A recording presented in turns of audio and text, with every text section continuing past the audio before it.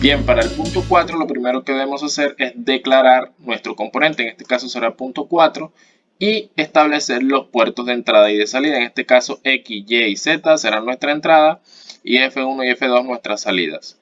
Luego, mediante este fragmento de código describiremos cómo se comportará nuestro componente. En este caso, declaremos que F1 será igual a Y por X más Y por Z y F2 será igual a Y por Z más X negado por Y negado.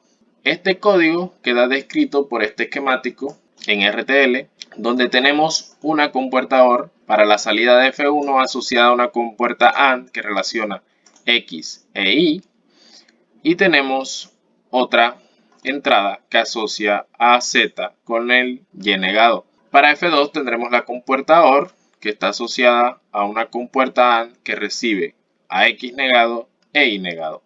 Bien, ahora pasaremos a verificar la simulación del código antes descrito, donde veremos que F1 será 1 siempre y cuando Y sea 1 y X o Z también lo sean.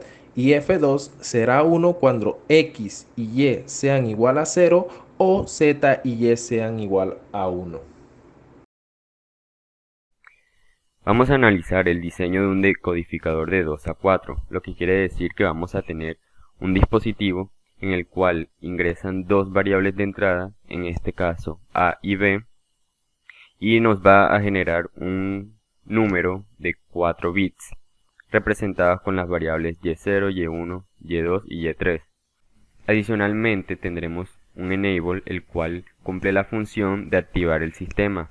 En este caso, esta burbujita nos indica que es un activado en bajo, o dicho de otra forma, que se activa cuando esta entrada recibe un valor de 0.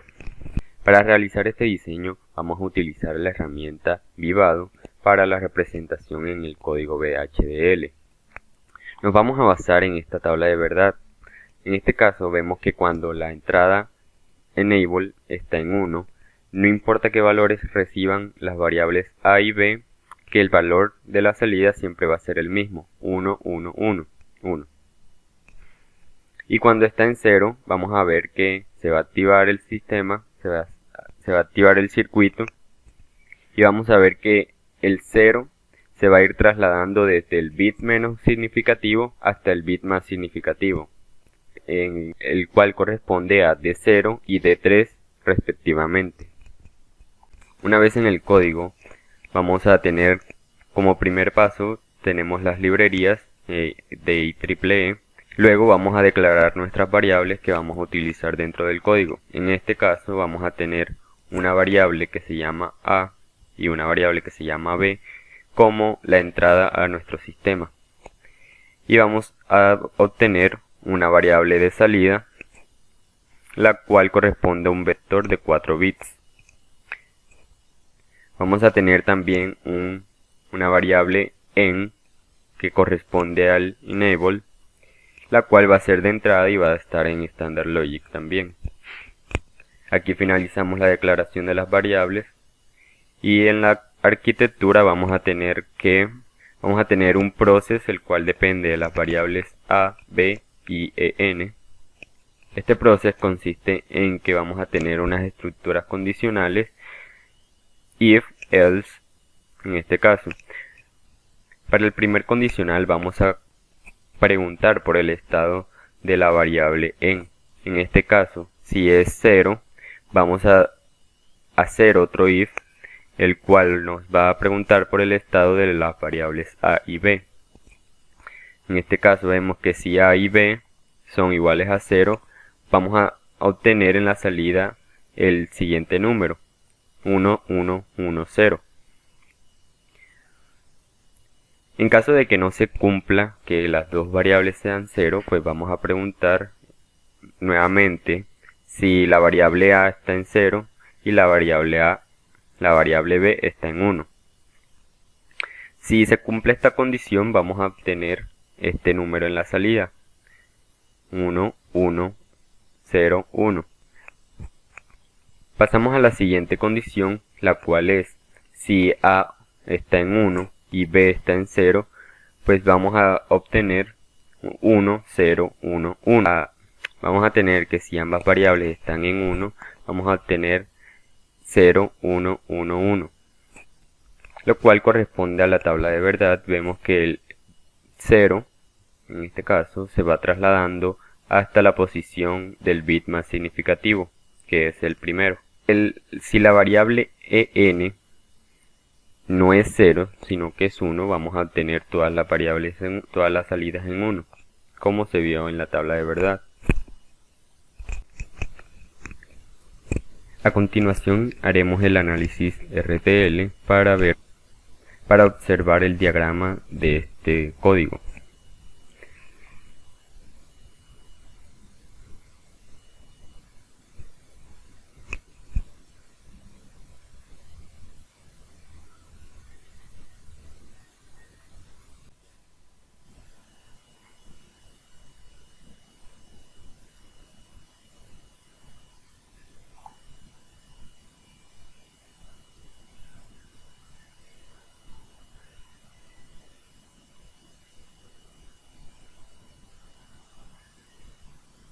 Aquí en la variable a vamos a cambiar las propiedades.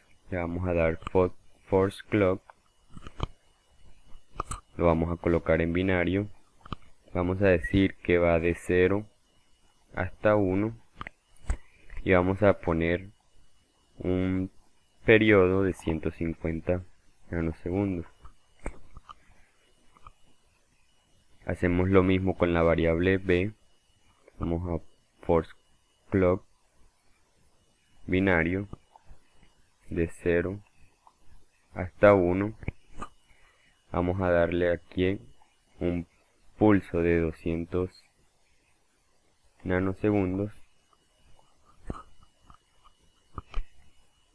y vamos a poner que el enable va también a hacer un pulso de reloj en binario 0 hasta 1.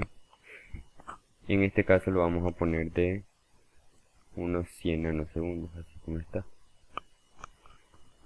Vamos a simular. Aquí, por ejemplo, en este intervalo de tiempo vamos a tener que la variable a tiene un valor de 1, la variable b tiene un valor de 0. Vamos a tener el enable, está en 0, o sea, está activado. Entonces vamos a tener un valor de 1, 0, 1, 1. Para el siguiente intervalo vamos a tener que el valor de a es 0, aquí está en 0. La variable b tiene un valor de 0 también. El enable se encuentra en 1, por lo tanto, pues vamos a tener un valor de 1, 1, 1, 1 a la salida. Para este intervalo de tiempo vamos a tener que el enable está en 0, entonces el sistema está activado. Aquí tenemos la variable a en 0, tenemos la variable b en 1, por lo tanto vamos a tener un valor de 1, 1, 0, 1 a la salida. En este caso vamos a tener que el enable está en 1, por lo tanto no importa qué valor tenga aquí, siempre va a dar 1, 1, 1, 1. Aquí vamos a tener en 0 el enable, por lo que está activado nuevamente.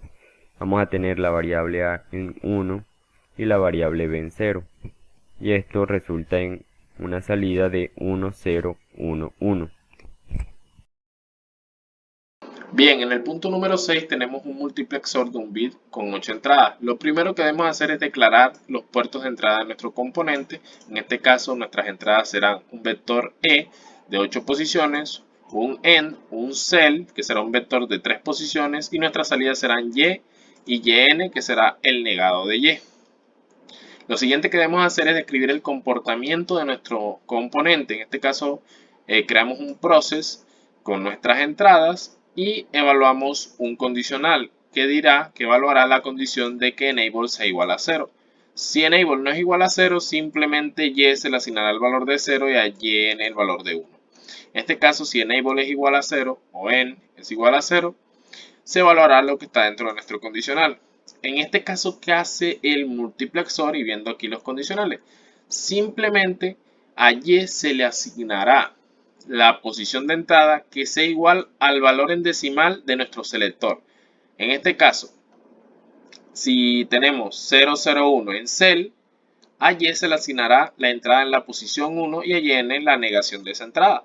Si por ejemplo tenemos un valor en cel de 100, esto en decimal es 4, por lo que se tomará la entrada en la posición 4 para Y y para Y la negación de esa entrada en la posición 4.